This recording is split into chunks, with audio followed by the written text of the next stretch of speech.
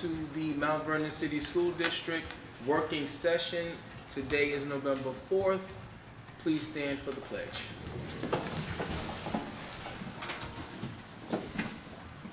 I pledge allegiance to the flag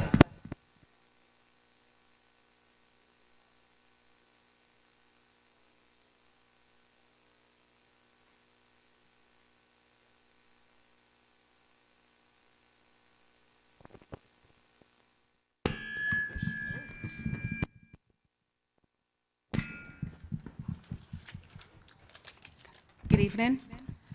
Please note that President Donna Maribel and Trustee Wanda White will be joining this evening via video conference. Vice President Warren Mitchell will be running this evening's meeting. Thank you. Can we please have roll call? Trustee Brown. Present. Trustee Kelly. Trustee McDonough. Present. Trustee Middleton. Trustee Peterson. Present. Trustee Scott. Present. Trustee White.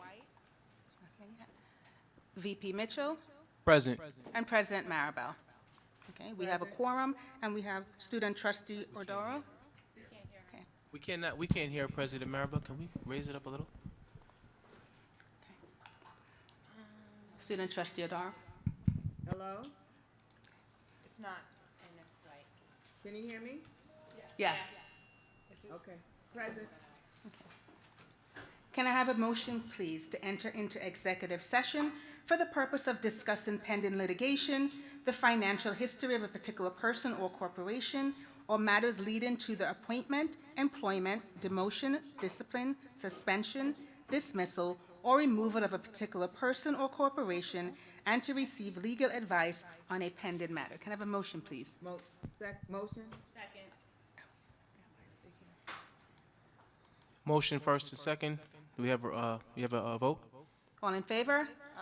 Aye. Any opposed? Abstain? Motion carries. We're in an executive session. We will be returning in about 30 minutes.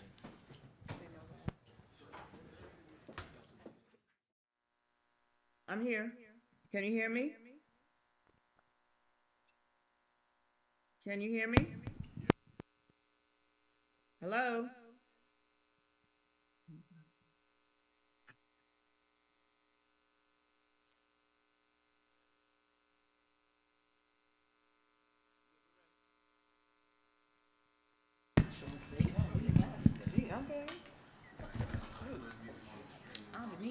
May I have a motion, please, to reconvene to public session?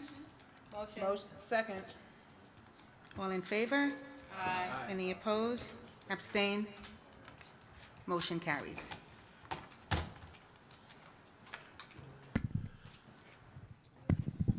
At this time, we're moving on to our first presentation, 3.1. Good evening, trustees. Just want to level set on the presentations that you'll be seeing tonight. The first one being iReady by our Assistant Superintendent for Curriculum Instruction and Administration, Dr. Doggett, followed by the Judy Elliott Report Overview by Assistant Superintendent of Student Personnel Services, LaJuan White. Good evening, Board Trustees, Superintendent, Cabinet, and members of the community. I have the privilege to present to you the beginning of the year iReady data presentation, and I'd like to go through this presentation. It's pretty straightforward. It's just no comparison data. It's just where we are at the beginning of the year. No historical data, but I did add some historical data so the new board members can see it overall in context. So what is iReady? iReady is an adaptive diagnostic that automatically adjusts the difficulty of questions according to each student's ability level. Students will see questions based on their chronological age, and as they go through the test, it will get significantly harder. Now, you've seen these slides before on the iReady presentations that I've done in July. Next slide. Students will get about half the questions right and about half the questions wrong. So we know that from the onset. Next slide. How will the iReady diagnostic data be used? Again, it's to analyze, to inform instruction, to monitor progress, and to collaborate with students, families, and educators to set goals. It's the beginning of the year iReady diagnostic for grade students in grades K through 8. We progress monitor. Around January, February, we do a mid-year diagnostic. We see where we are, progress monitor in between, and at the end of the year, we have the diagnostic to see exactly where we are. So, in summary, understanding iReady, I put it into 3 buckets, and I created this slide to make it easy for everyone to understand. iReady beginning of the year testing data is just to inform. It's not to evaluate and make any decisions or say, oh, this is where we are. It's just to inform where we are. It's a starting point. Middle of the year, it's also to inform us, but it's also to evaluate where we are, how we are doing, and what we need to do moving forward. And already end of the year is what we did and how we did and what we need to do moving forward for the following school year. So I just wanted to make everybody clear on that. Most students will not be at grade level because the school year just started and they have not been exposed to the entire curriculum. So now we can begin with the ELA beginning of the year grades K through 8. And the ELA tests phonemic awareness, phonics, high-frequency words, vocabulary, and comprehension. And as you can see, right now, we have about 25% of our students performing at mid or above grade level or early grade level. About 36, about 1 grade level below, and about 38% of our students 2 or more grade levels below. So again, anything in the green is grade level, yellow is in between, and red is below grade level as previously presented back in July. The next slide, you'll see the specific grade levels on how they perform district-wide. And of course, K-2 is lower. They have not been exposed to the consistent phonics at this time. But also what we've done different this year is that we have our students, our unique learners, our ungraded students. We are trying to have them test on iReady as well, because what we're noticing is that certain students that are in those classes end up testing in grade 3. So we want to make sure we have we want to make sure we have a pathway and a flow chart for them to determine early if they're going to be alternately assessed or take the state assessment. Because if not, what happens is that our unique learners are exposed to a curriculum that only focuses on their foundational reading skills that support their IEP goals and not the core curriculum. And then by 3rd grade, if they enter the mainstream classes and qualify for the NICE assessments, they haven't been exposed to the core curriculum. So that's another reason we wanted to make sure we test those students early. Next slide. What I wanted to do, just to put the beginning of the year in perspective, I went back 3 years, so you can see how the beginning of the year we performed over the past 3 years. So as you can see, even though it's not much, we have more students, less students at 2 or more grade levels below over the 4 years. So even though we started at 25%, which is low, remember last year we started at 24% and we ended up at 48%. So this year we're starting at 25%, and the goal is a 5% increase. So we're looking at hopefully 53% by the end of the school year.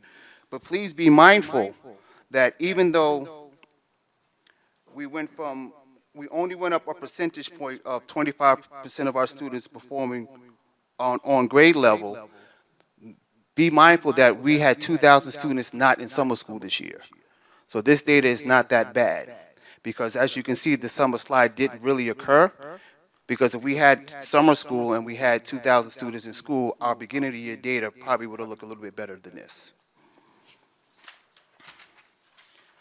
iReady Math, K to 8, again, iReady Math assesses number and operations, algebra, measurement and data, and geometry. And as you can see, math is always significantly lower than ELA because they now have been exposed to the math content at the time.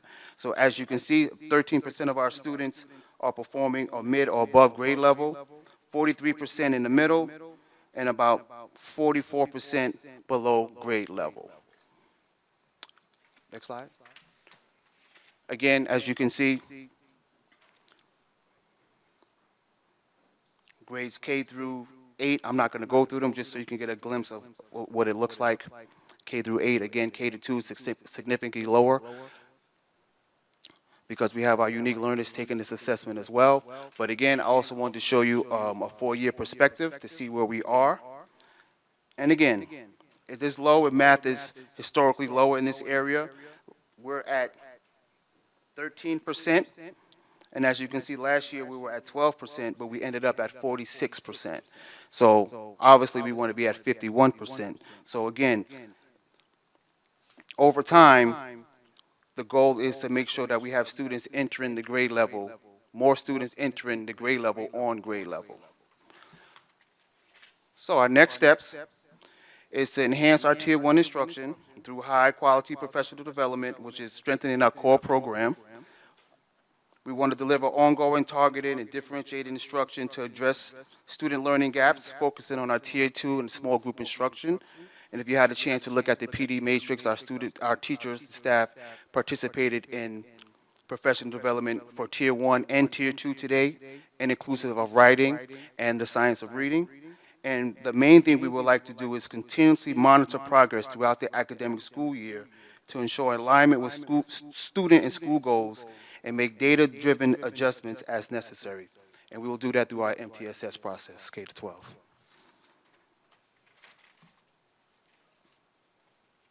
So again, I'll be returning hopefully in February and March with middle of the year update to see the progress. This is just a starting point of where we are.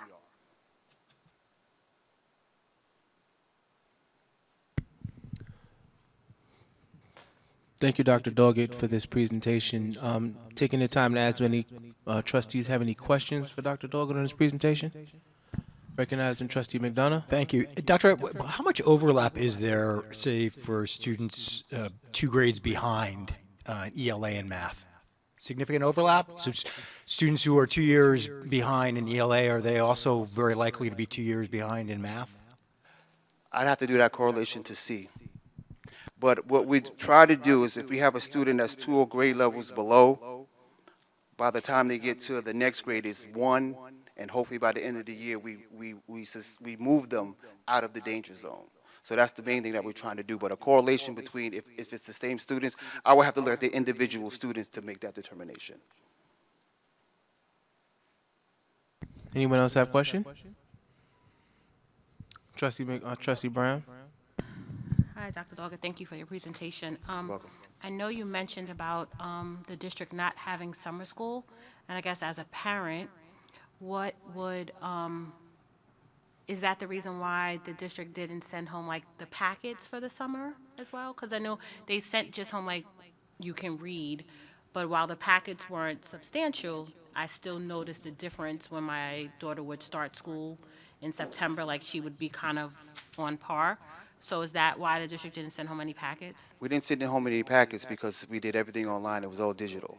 Okay. So the assignments that we sent home were digital.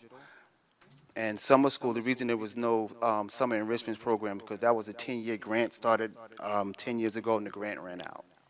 But the only summer stuff that we got was reading. There was no math at all.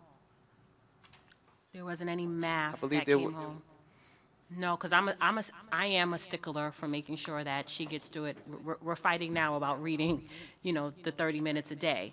But that's just me as a parent. But there was no math that came home. So I did my own math stuff to try to help. But the only thing that came home was reading. I would have to check and verify that, but I believe something was sent. It might have been on the website, but I will have to verify and check that there was something sent home. Okay, thank you. So actually, I have a question piggybacking off Trustee Brown because she's not going to be the only parent that has that same exact experience. Neither one of my children had assignments really over the summer, and I mean not digital or otherwise. So there was I literally, because we checked, my wife is more of a stickler than I am, but we checked saying, did you have assignments? And really what they were told to do was they had iReady assignments, I believe, but it wasn't something, but I've heard a lot of parents say, where was the summer work assignments? Because it's shown that it impacts when they return. I don't know exactly. We did have summer assignments. We had the iReady for ELA and math. That's why we had students keep the devices over the summer. because originally we were going to keep it, but we had assignments. But I just don't know off the top of my head right now what the assignments were. Do we have a, Dr. Strickland? I mean, obviously, there's clear disconnect between what the district did and what actually may have happened. So what we will do is just ensure that we have a clear communication plan going forward for summer 2026 to ensure that either one, if we don't have summer school, what will we do for the students that don't, have anything to do during the day? Or, I mean, make sure we give them work anyway, and then that way there's just no miscommunication. We'll put it on the website, physical letter, and that's the best way to go forward. Okay. Any other trustees have any questions? President Maribel, do you have a question? Yes, I do. So just looking at the data that's presented here, some of it is just a little interesting to me. It looks like in the testing grades in ELA that the higher numbers are through grade 4, which are in 8, which are the testing grades. But then it seems like it regresses when it's 5 and 6 and 7. So I'm just curious as to how it's, they do very well in 4th grade, and then they regress in 5th grade, and then they not even really bounce back, but they kind of bounce back at a 50% rate in the 8th grade in the ELA. And then the data that's presented, you give us grade levels 2025, 2026, but I think I would like to see how it compares to 2024, 2025. That way we could kind of see our comparative analysis in terms of what the first graders were doing in that grade level, and then maybe see what the looping looked like, because of the grades. If the students in the first grade are now going to be in the 2nd grade, then that might be able to give us an indicator as to how well they're doing from one grade to the other. So what you're saying is the slide with all the grade levels have that comparison by year, is what you're saying? Right. If we can get a 3-year comparison of that as opposed to the overall, because the overall diagnostic trend doesn't necessarily help us, because it only gives the descriptors for pretty much that grade, it kind of, it bunches everybody together, right? So that's I assume that's K-8 overall, right? Yes. In that diagnostic trend.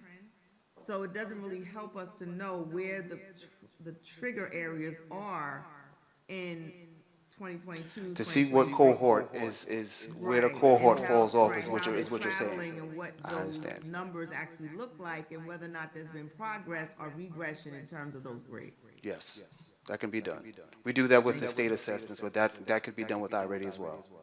Thank you.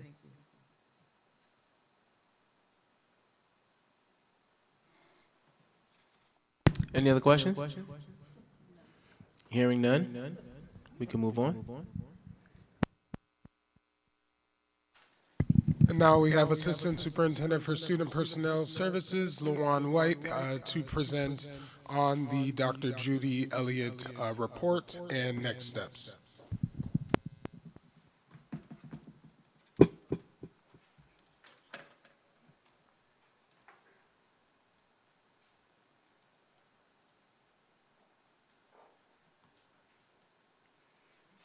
Good evening, President Maribel, Vice President Mitchell, Board Trustees, Dr. Strickland, and viewing audience.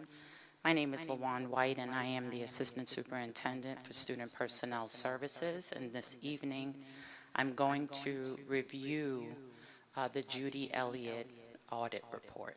Next slide, please. On this slide, I've titled it a reintroduction, and not sure if a full-on introduction was ever detailed and shared with everyone.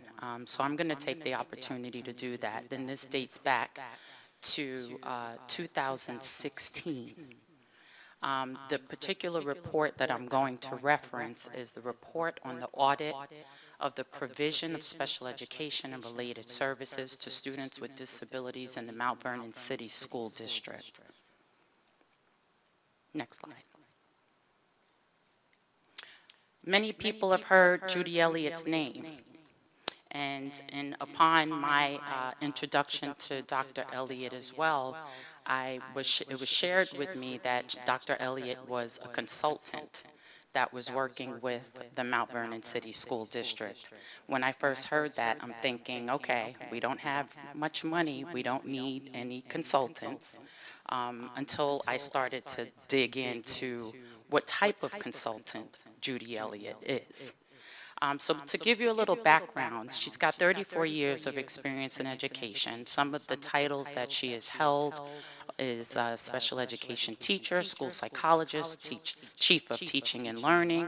She was an assistant superintendent of student support services and special education, the position I currently hold. She was a chief academic officer, adjunct professor, distinguished educator, and a senior researcher at the National Center on Educational Outcomes.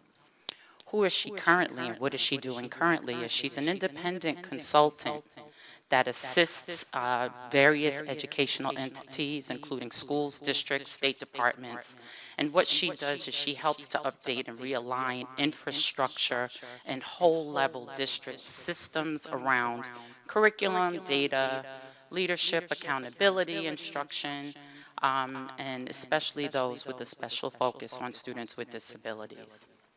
So why is Judy Elliott affiliated with the Mount Vernon City School District? And that was the question. So I initially heard consultant, and I think a lot of people may have heard her name. And even when I said her name, there were folks that were a little nervous, but they weren't quite sure what the nervousness was about.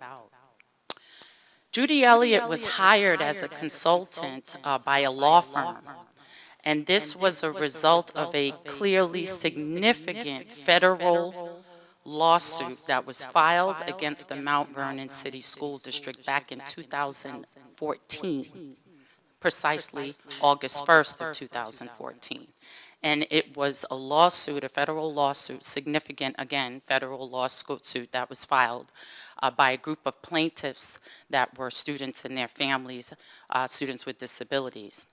Part of the agreement in the lawsuit was they required an audit, a special education audit of the Mount Vernon City School District, and that was one of the resolutions to the lawsuit to address the compliance issues that were levied against the district. So Dr. Elliott formally engaged as an expert. So the lawsuit was brought forth in August 2014. She was engaged as a consultant approximately a year later, in October 16th of 2015. And she was to, in her role, review the various facts, documents, the testimony from the lawsuit. And she was tasked with reviewing the administration and supervision of services and to provide recommendations. And the culmination of her work was the page that was on the first slide, which was an audit report that was submitted December 11th, 2016. And that report is approximately 70 pages long. So quite detailed. So if you can see, lawsuit 2014, she was engaged in 2015.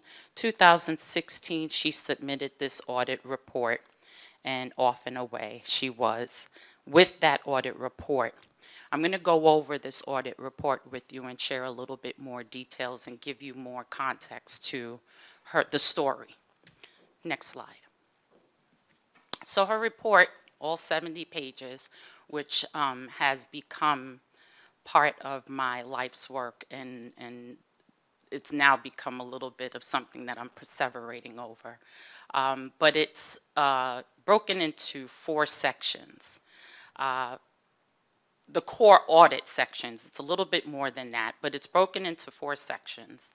And the sections are addressing the critical issues in the category, the observations, and areas of concerns. And then finally, she has recommendations. And I bolded recommendations because although she was recommended as a consultant, she was not only meant to capture some of these critical issues and the observations that she found in the data that she pulled, but her role is also to assist in giving recommendations and ensuring that these recommendations are adhered to.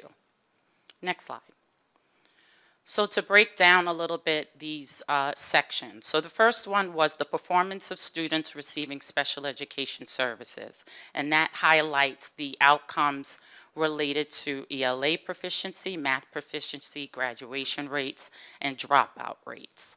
In that particular section, she has roughly-ish, she highlights about 10 critical issues, and she gives recommendations around those. The next section, section 2, highlights the district organizational structures to support special education. So she delves into standard operating procedures, central office alignment and collaboration, as well as school-based oversight of special education services. I just want you to pay attention to section 2, because at the end of this I want to show you a sort of plan of action, but I used section 2 as an example of the plan of action. The next section is 3, instructional practices, supports, and special education service delivery.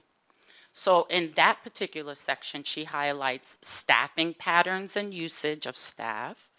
She highlights professional development and support, as well as integration of special education and general education instruction. Again, if you look down, you'll see where those recommendations around the critical issues, I think there was about 20-something in section 2, 10 in section 1, and here there's about 25 in section 3. Next, we're going to go into section 4.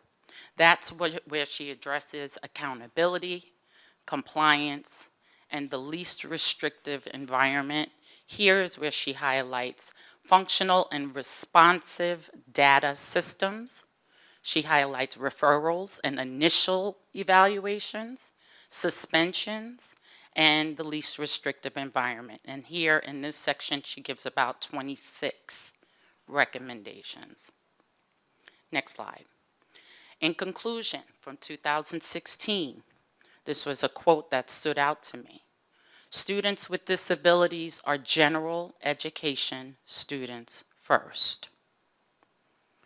The other highlight in her report was the quote of the increase of referrals for special education, poor outcomes for all students, including students with disabilities, the low expectations shared, the lack of data-based and targeted professional development, and the general lack of district-wide monitoring and support for special education shows that Mount Vernon City School District is perfectly aligned for the results it is getting. That was in 2016. I want to bring you back. 2014, a lawsuit. 2015, a consultant. Someone comes in, evaluates all that's happening. 2016, the report. The estimated time and the goal was to attempt to address these things within 3 years. That would bring you to 2019. As I'm digging in and I'm doing the history and the understanding what transpired in that time, it was very, very clear that when this report came out, the folks that were addressing this were addressing the concerns, the recommendations, the observations, the critical issues, and it appears that they were doing it in silos as if this was a special education problem, and it was not. It was a larger issue that needed to involve stakeholders, even those that are sitting in this room right now. And so as we look at what occurred in 2016, there was a report or a letter of concern that was issued in 2019 at the end of the year, that this lift was happening with one department and not collectively across the whole district. And so as we started to dig in why we determined that the root cause was that the stakeholders that should have been involved in attempting to lift these recommendations and do the work were not engaged. And so that was the root cause of what was happening. So the 3 years transpired. She gave her concern at the end of 2019, and then March 2020, we shut down. Her last visit was in 2019 until last week, Monday. Judy Elliott returned to the Mount Vernon City School District. If we can go to the next slide, please. There are many conclusions, and some are disturbing. I'm not going to read all of them, but they are going to be there. But there is some information that I want to be very, very clear. This again was the conclusion from the 2016 report. So the question would beg to be asked, what did we do from 2016? The work was done. Here's the challenge in all of this. Some of the work that was done was compliance-based and not systemically based. And I need you to hear me on this, because at no point do I want to attempt to say that my predecessors in any way didn't do the work, because I have evidence of that, and you will see it as we continue to unpack.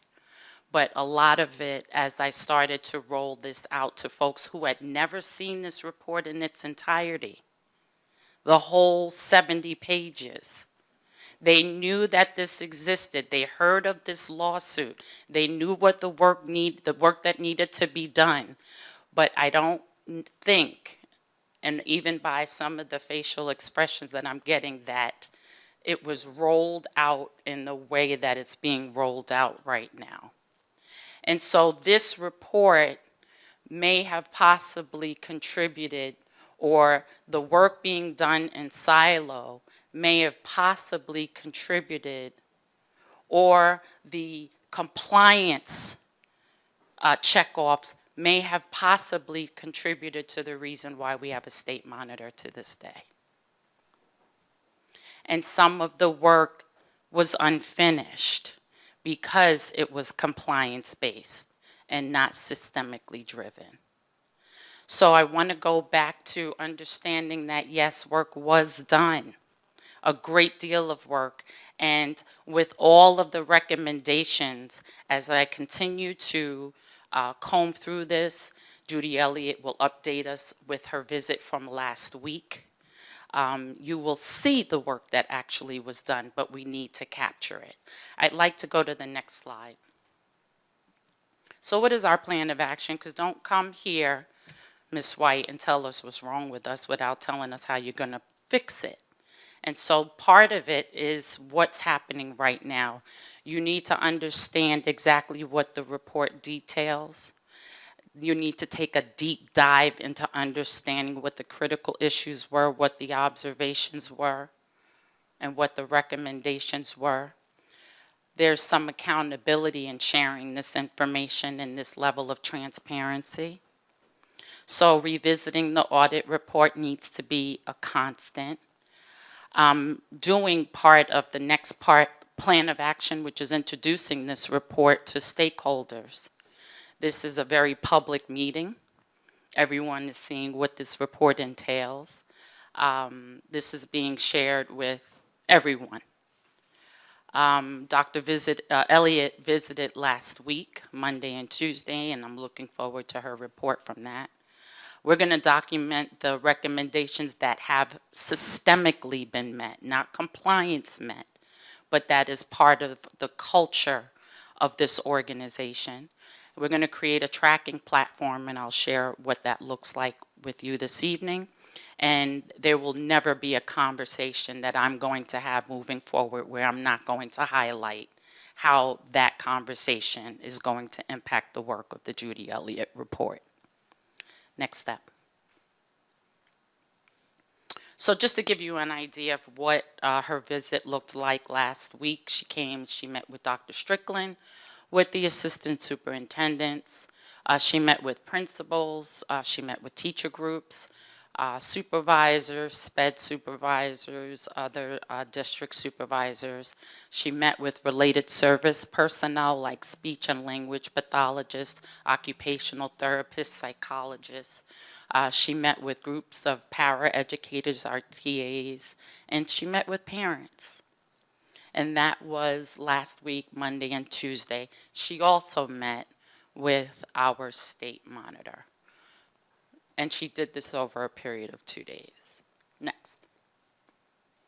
So I want to just share, you know, in my head, and I can't take ownership of this planning tool, but when we talk about having the right people in the right seat, Dana Gardner, who we just brought on, I created in my head, how are we going to capture and track the work that we're doing?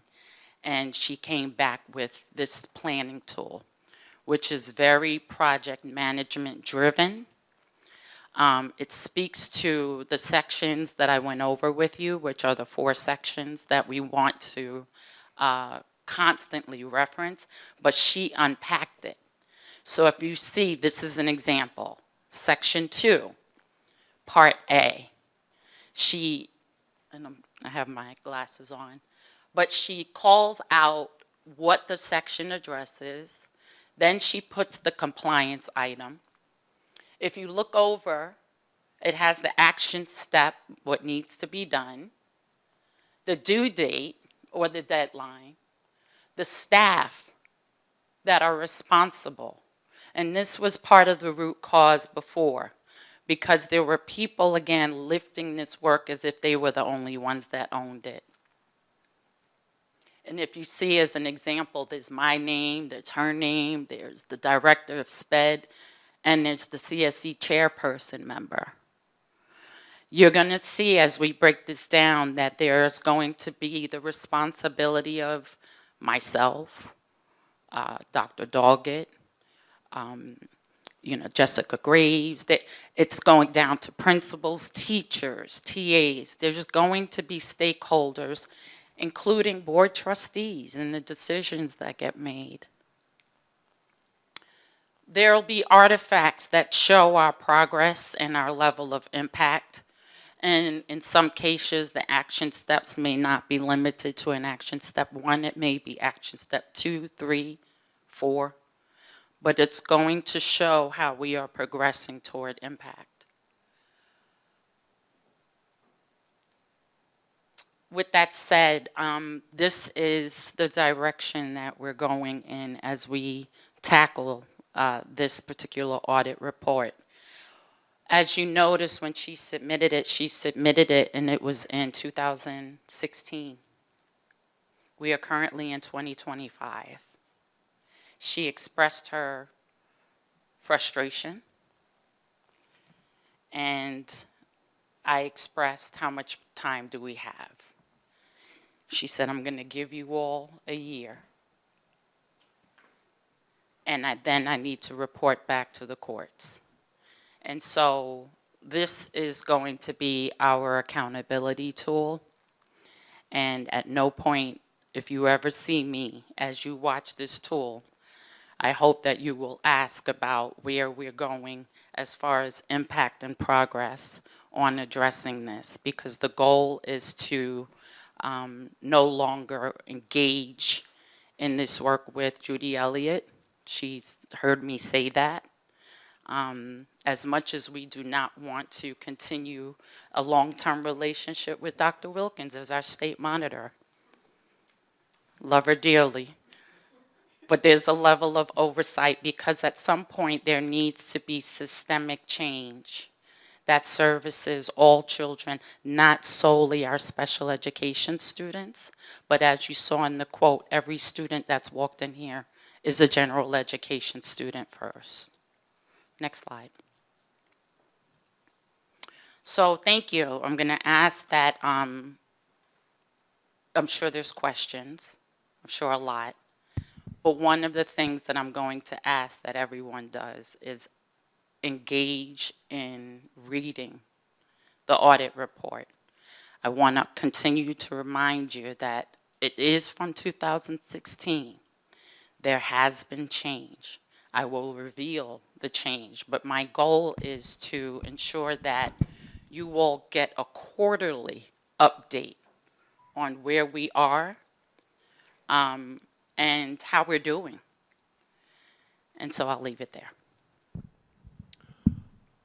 I'll take any questions from the board members, starting I from have a my, question. I'm sorry, starting from my right or I have a question. starting from my left. Do our student trustee have a question? Trustee McDonough, do you have a question? I have a question. Trustee Kelly? How many times was this report updated since 2016 with Julie Elliott? I do not have I have evidence. 6/19, 6/20, 6/21, January 2022. Thank you. So there has been some updates. She may not have physically been in the district, but this is an ongoing discussion. I think we need to look at the historical information so you can be better informed of what is going on. That is not your fault. This is a great presentation, Thank you. but somebody's withholding information from you. So, agreed. Agreed. And I don't want to waste your time or ours. 6/19, 6/20, 6/21, January 2022 May I ask you a question? What you're referencing, because I do have is an evidence update on her of. compliance, right? So Where let me, she yeah, says- that's what I wanted to ask, Yeah, because where what she- go ahead, Where she says to the district, you're not doing the things that were suggested. that part. And you're correct. absolutely right, you're Yes. on point, but it's frustrating, right? Because it was brought up even when we were doing the budget, that we were paying a monitor for special education. So people don't remember, but they have to refer back to the meetings. That was part of the budget. That why are we paying this woman $20,000 a year? Right, and we're from 2016. So it is, again, thank you very much, Ms. White, but my frustration is the transparency works both ways. Agreed. Thank you. And you're absolutely right. And one of the things I do want to highlight, and I mentioned, and I continue to mention in my presentation, that there was work that was done. I did say from 2016, please, I want to be clear, and I'm going to explicitly share, once I unpack everything, even from her visit last week, what actually was done in 2019. Yes, there were reports, and I started the presentation with sharing. I don't know, even in what you just shared, if that was even known by everyone, all stakeholders. I want to share with you that Yes, we had please. a lawyer who was basically the liaison between Julie Elliott, Tom Scapoli, who worked very closely with her for our district. And even when the question was raised about the handbook being on the website, we were short in a meeting, it's on the record, that it was on the website. So a lot of muddying of the water has been done. It's not that it hasn't been addressed, but it has not been transparent.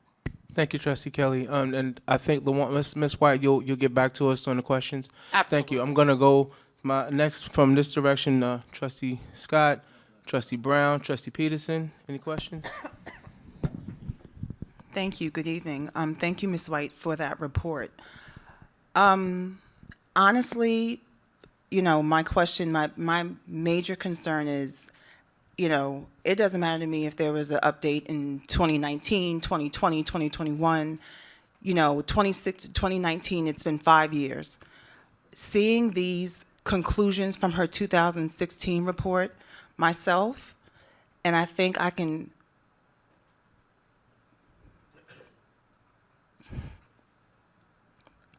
solidly speak for mothers of especially Black and brown boys in this district who are special needs in special education, who I have myself pointed out 5 of these conclusions in my concerns with my own children over these past 5 years. So to see that these conclusions are in this report.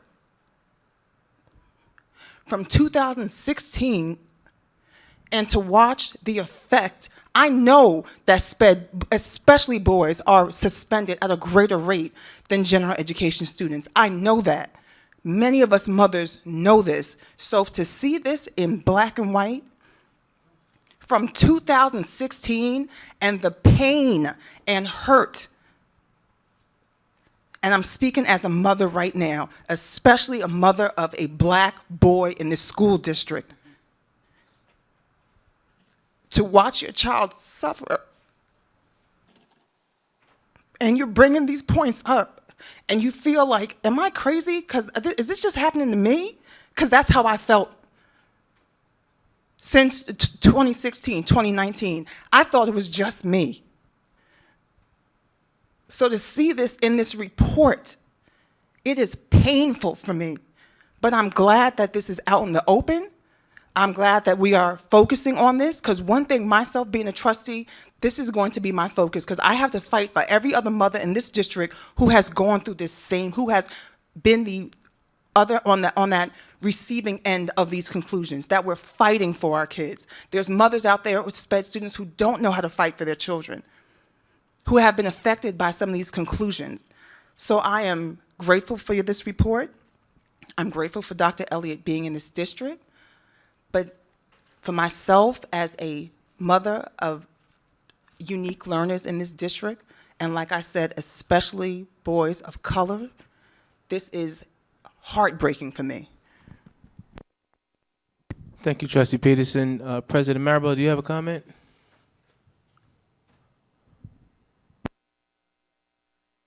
Are you on mute? I think are you muted?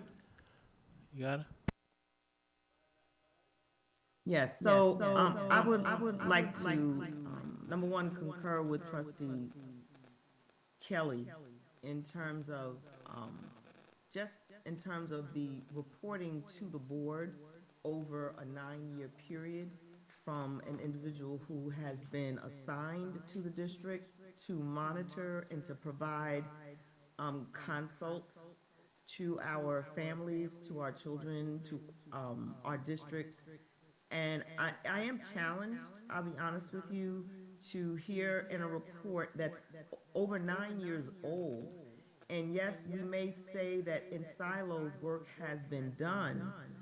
However, my question, I guess, really lands with what was the actual purpose of a consultant coming in, providing us with this information, continuing to come in? Were they monitoring the situation? What was their role? What kind of guidance should they have been giving us? And are they still here? Are they going to continue to be here? We do have a state monitor, and are we going to have 2 state monitors? Are we going to have the state monitor that was assigned to us in July along with the special education monitor? Or is there going to be some type of merger at some point, some level? I guess that will be revealed to us at a later date. But the questions are really concerning to me, that over a 9-year period, again, and I agree with Trustee Kelly and again with Trustee Peterson, that there has been a time span where, hits and misses. So where was the accountability? Where was the reporting out? Where was the guidance? I need some help here. Dr. Strickland, can you answer that? Yes, President Maribel, wonderful points. So just to give you a little context, when I came into the district and heard about the Judy Elliott report, it was apparent that Dr. Elliott was really only working with one individual in the special education office. And that then translated to it's just seeming like it's a special education issue and not a district issue. My understanding also is that when she came in, the letter was to the superintendent, which, they're supposed to roll out the work to make sure that there's this communication that's happening, updates to the board, and actual changes are taking place.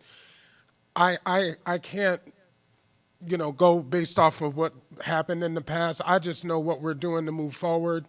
I do know that some of the items that were completed, what we will do is actually just review them, and then they will go into the compliance document as an update to really start systematizing these processes so that we get better. I want to reiterate again, we have leaned on the special education department only, and that's not good practice. Special education is a result of some tier 1 issues, which are in the general education classroom. And we have to enhance that process. That's why the report talks so much about multi-tiered systems of support. We are really making sure that each school is tight with those systems in their school. It's not a program, it's not a plan, it's a system, so that we continue to move in the right direction. It addresses academics, it addresses behavior, it addresses attendance. The overclassification rates have come without substantiated data. You have to show that it's a true need and not necessarily you've missed so many days of school and now you're behind in grade level and now you need special education. Like we can't just continue to work in this cycle, and those are the pieces that the report addresses.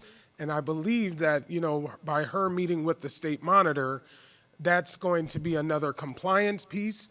I am so thankful for the document that was created to capture this evidence, and I will let you know, you will be getting reports and updates on this regularly. That's that. 1 second. Is there any other trustee who has not asked? Are you still talking, Trustee Maribel? Present. I just want to say thank you to Ms. White for her presentation. It was very comprehensive. I totally appreciate it. I've been on this board a year and a half, and I didn't even know that the state monitor for special education was even in the district. Thank you. So, can we get the echo. So, thank you, Ms. White, for this presentation. Yes, thank you.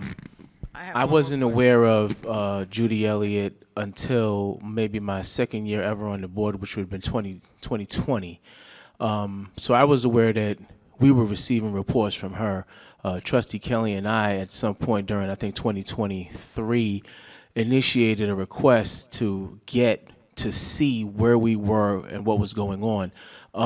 I think it was important what you said, the difference between compliance and systemic. I mean, compliance being tunnel vision because it's what are known factors and just kind of niche to just certain things for compliance purposes only. We're not looking at the whole picture, where systemic is the whole picture. I remember people speaking during public comment many times, including Trustee Peterson when she was on public comment, and another fellow whose beard is not as long as it is now, asking the same question: where are the Judy Elliott reports? Are we paying attention? Do we know what's going on? Why are we, when we know that COVID happened and there were children, students who were owed compensatory services when we came back from COVID, and questions were asked, where is the audits of special education to know where our students who were owed compensatory services after COVID, before COVID? So these questions have been asked to and seemingly fallen on deaf ears and short arms. So, but I will say, I have one question though, and you said that Dr. Elliott gave us a year to get this together. So I am going to question why she didn't put that type of bind on us before now. Why did it take all the way till now for her to say you have a year? Because there were folks sitting in these seats for years before us who, I won't finish that sentence, but how is it that we're just now getting the ultimatum that we should have had a long time ago? Thank you for that. And to answer as the best way I can based on my asking that same question of her. As you are aware, even from her last visit in 2019, we've had significant leadership change. And even now, and Trustee Kelly, and I think that is also part of where when we look at the root cause, because I don't ever want to, and what you shared, Trustee Kelly, there's evidence of that work being done. There's evidence of concern being communicated to leadership at the time, even in 2019, and it explicitly shares what the concern was, that the lift was happening in one area. And I always go back to my science world, right, as a science teacher. This organization or this organism, if one of the systems is down, it's going to have an impact on the organism as a whole. Okay, and so this lift could not only be a special education lift, but the evidence shows that the people that thought the work was only theirs were only the ones doing it. When I shared this with Executive Cabinet, and if you're okay with me sharing this, Dr. Doggett, he sat back, he said, I'm embarrassed. I'm embarrassed because I didn't know this report on this level. And as this is being reported out, and again, I am not going to discredit because I understand what project management work looks like. I understand as a former receivership principal, right, what this type of works. And if you do not understand how to lift it, and I say this from a lens of a person who's sitting on the dais, who was my state monitor when I was a receivership principal, who was on my butt, but I also was given a tracking, or what I'm sharing with you all, a planning tool. And someone had to report in, right, to me to ask me, why are you in the red in this area? Why are you only progressing? What type of supports do you need? So when you start to unpack the planning tool, and that's why I said we have the right person in the right seat with Dana Gardner, because that planning tool that she created is, unpacking each and every recommendation that Judy Elliott met. But if you notice, even in the example I gave you, my name is not the sole name up there because this is not solely my responsibility. And partially in my recommendation I shared with you, it's yours too. It's yours too, and this is becoming a passion project for me, because I am that person when someone says, well, suspend the student. No, you will not. And I'm getting pushback on why I'm saying no. Are you using progressive discipline? Are you using the code of conduct? And then I get every other reason, but there's ownership in all of this, myself included. And so I own this work. But I charge everyone here to own it as well, because one of the things that Dr. Strickland says, before you point a finger, make sure you swept at your own front door. So what are you doing in your decision making? What are you doing as far as your culture and climate that you're creating? So this is legacy work, and that's where I think the root cause was. This was silo work that became a heavy lift for some folks, and I think collectively and universally, if we all understand our role in this, we'll be able to get where we need to go. But I think out of respect in this change again, she's like, I'm gonna give you a little bit of time. But she needs to see where we're having some impact. And that planning tool is gonna hold us accountable to that impact. And this right here today, this report out, with this comes accountability. Thank you. Trustee Kelly, you have a comment? Trustee McDonough, comment? Thank you. So this goes back to a federal settlement, you said, in 2016? Correct. Wasn't there any report back to the courts on progress? over this period of time? Like, so can we get those documents? I'm sure I can, I'll ask. There should be. If this was Sure. per a settlement agreement, I would guess the terms of that settlement have some sort of reports back to the court. Yes. So I have something that I can ask. I guess I would like to see the actual settlement, and I want to see the audit. And these should be, I think, made available publicly. They should be on our website. But I'd be curious about that. I want to see what was reported back to the court over the years. Thanks. Yes. Yeah, I just want to also, Trustee Kelly, go ahead. sorry, I also want to kind of recognize that when Dr. Doggett, when I came on the board and I started to speak with Dr. Doggett about this, he did take ownership of what was going on. But in the compliance, special education compliance report we had, they were already talking about the science of reading. That is in the report from 2016 that we were fighting for in 2022 to change from literacy to the science of reading.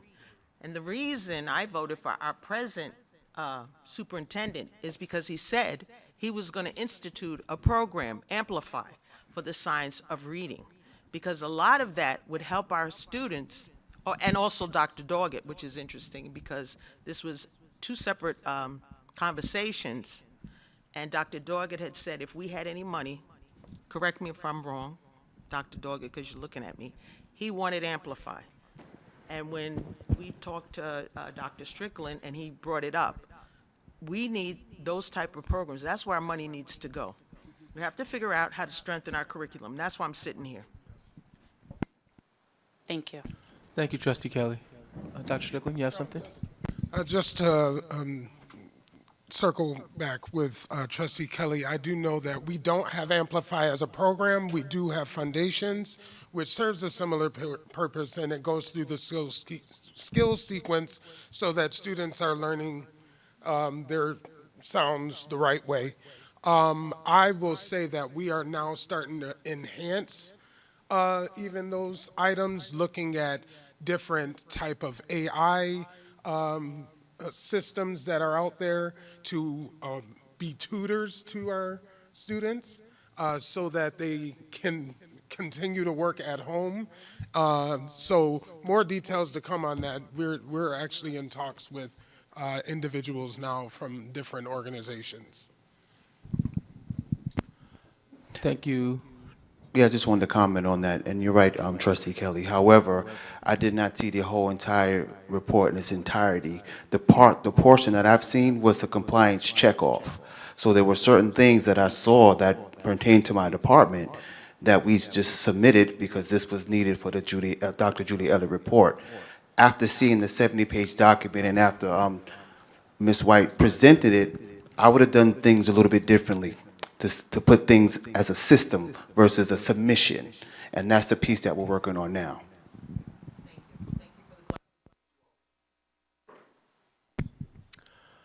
Any other questions, comments for Ms. White? Hearing none, thank you so much, Ms. White, as Thank usual. you, everyone. Thank you. Appreciate you. Moving on to our State Monitor report. Good evening, everyone. All right, ready for our State Monitor report. This is the update. Just a reminder of the statutory authority of the Mount Vernon Monitor. Under Chapter 56 of the laws of 2025 requires the commissioner to appoint a monitor to the Mount Vernon City School District to provide oversight, guidance, and technical assistance related to the academic and fiscal policies, practices, program, decisions of the district, the Board of Education, and the superintendent. A reminder, on July 1st, I was appointed by Commissioner Betty Rosa to be the monitor of Mount Vernon City School District. Since mid-July, I have been meeting with individuals, stakeholders, examining documents, visiting schools, and attending board meetings. Development of the academic and fiscal plans, the financial plans. A key responsibility of the monitor is to work with the board to develop a proposed academic and financial plans for the 25-26 school year and the 4 subsequent school years. The financial plans shall ensure that the district budgets are balanced in accordance to generally accepted accounting principles. The plan structure. The monitor has prepared for the board's consideration a combination of academic improvements and financial plan. The plan is organized as follows, the document: assurances, introduction, organization of the plan, methodology of the data collection, theory of change for the district improvement, findings, recommendations, evidence of implementation by domain, summary, and then I will have appendices as well. The 4 domains: turnaround leadership, talent development, instructional transformation, cultural shift, and then finally the section on finance. I do want to I want to stick a finger in that for a minute. On the Judy Elliott, I did include the Judy Elliott plan inside of the document because of the significance of the findings. So I just want to note that that's in there, as well as New York State Education Department special eds, caps and aprons that are found inside for this district. So they're all included for special ed. So it will be wraparound, not just one plan, and then our plan. It's the plan. Just to remind everybody of that. Timeline. The public hearing will be announced today. It will be on November 18th, but let me back up. Between November 6th through the 11th, possibly the 12th, the monitor will meet with the board members individually or in couples. We'll figure that out. To discuss in detail the plans. The plan must be sent out 3 days prior to the hearing. Our goal is to get it out by the 13th of November. The hearing will be on November 18th, 5:30 here in central offices. Our goal is to have it adopted at the November 25th board meeting. And it needs to be to the commissioner by December 1st, but if the board adopts it on the 25th, I guarantee you, if I can't get it out on the 25th, it will go out the 26th. So we'll get it out as soon as possible. With the public hearing, we will bring our plan to the public on November 18th. And once the hearings have been conducted and the public comments considered, the monitor will then again submit the document to the board, and then hopefully by the 25th it gets voted on, and by December 1st it's into the commissioner. In summary, again, the plans must be to the commissioner by December 1st. There is opportunity for the board, the district staff for feedback and public comment. The law provides powerful incentives for the board and the monitor to work together to submit a plan that we can come to consensus on. Once the plan is approved by the commissioner, it is not aspirational. The board is committing to the district to implement its recommendations, and failure to do so may cause the monitor to file a notice of violation with the commissioner. But we're not going to have that happen, because we're going to make our quarterly reports. The goal is to create a plan that, when implemented with full fidelity, I'm going to say with full fidelity, will allow the district to improve its academic outcomes and achieve financial ability. So that is the plan.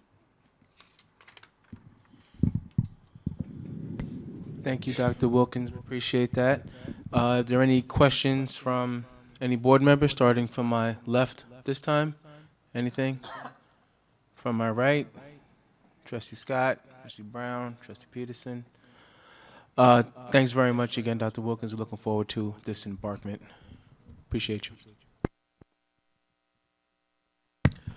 Moving on to our agendas, our resolutions. Are there any questions for any of the resolutions in the Human Resources Section 4, resolutions 4.1 through 4.12? Any questions? Yeah, can I get clarification on 412? I'm sorry, you have a clarification on resolution 4.12? Yep. So for 4.12, we were told that the titles Commissioner and Deputy Commissioner for Human Resources were not appropriate titles for the school district, and they were therefore abolished. And since they were abolished, we wanted to ensure that individuals were not displaced from their positions, so they returned to their old title, which is more appropriate for the work that's being done as personnel associate. So there is no detrimental impact on anybody who's under this? there is no detrimental impact on anybody who is under this resolution. No, as per CSEA contract, the, there's none. Correct. Thank you. Thank you. Thank you, Trustee Kelly. Anybody else have any questions? Hearing none, moving, I'm sorry? I just have one comment on. Oh, I'm sorry, four- Trustee Maribel, can't hear, can't hear. No problem. On 4.1, I noticed that the tenure appointments, the tenure, I think they're tenure appointments, tenure dates for the individuals. If we could have those items in a timely manner, because currently, we're looking at dates that are 12/8, some are even estoppel dates, 10/26, 11/15. So if we could have those dates 60 days out, so we don't run into any concerns, just looking at some of the information where there may be, I don't know, there may be some high levels of absenteeism on some of them. So just asking that we have them 60 days out as opposed to at the date of or estoppel dates. President Maribel, you're absolutely correct. I am definitely not a fan of any estoppel. And what I will say is that Associate Superintendent Graves has done a fantastic job by making sure that the information is directly on the principal's calendar and that they are to get it in a timely fashion. We will adjust to ensure the 60-day mark, but I do know that there's one that won't be 60 days because I just met with that person today, but it will be before the estoppel date. So that's the only thing I can say, but that is noted.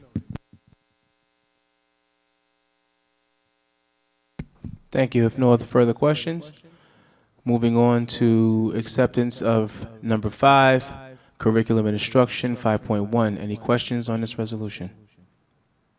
From my left, anybody? From my right? Hearing none, moving on to section 6, student personnel services. Do we have any questions for resolutions 6.1 through 6.9? Any questions? Hearing none, moving forward to section 7, business office. Are there any questions for resolution 7.1 through 7.5? Any? Trustee Maribel, anything? We're good? Okay. Hearing none, moving forward to section 8. Any questions? Board of Education, 8.1 through 8.7. Any questions?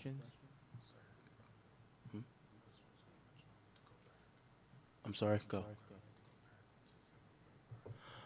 We're gonna. Do you want to do that now? Or, okay. Dr. Strickland would like to step back to section 7 for the business office. 7.5, authorization to adopt the budget calendar for 2026-2027. So I just found out that who the individual was that was working on the budget calendar. I was actually told that that was already completed by the previous individual in the role. I will say that this calendar will already have to be updated because we have a state monitor. Our balanced budget is due March 1st or March 2nd. So that means we actually have to get it to you mid-February and get it to her before March 1st or March 2nd. So there's going to be alterations to this date. This is something that we'll bring up in committee just to be fully transparent with our budget chair. And do know that there's going to be some alterations to the calendar. Thank you for that, Dr. Strickland. So back at number 8, Board of Education. Any questions 8.1 through 8.7? I heard none. Still the same. Thank you. Moving forward to number 9, and which is going to take a vote for items to consent agenda. 9.1, authorization to send items to consent agenda. Can I have a motion? Second. Hearing second. Please have a vote. All in favor? Aye. Any Aye. opposed? Any opposed? Abstain? Motion carries. Moving on to 10.1, motion to adjourn meeting. 10.1 to adjourn meeting. Do I have a vote? Can I have a second? Having second, do we have a vote? All in favor? Aye. Any opposed? Abstain? Okay, motion carries. I'd like to thank everyone for joining us digitally, online, and in-house. Thank you very much, and we'll have a good night. See you soon.